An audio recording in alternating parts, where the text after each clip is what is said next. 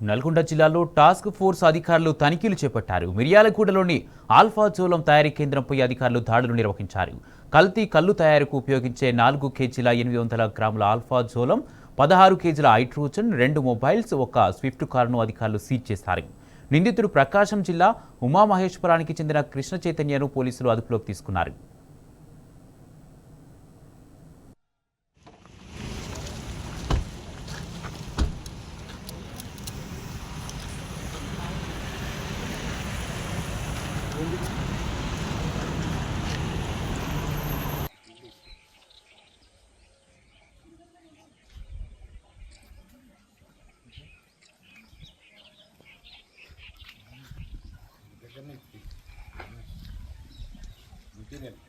sir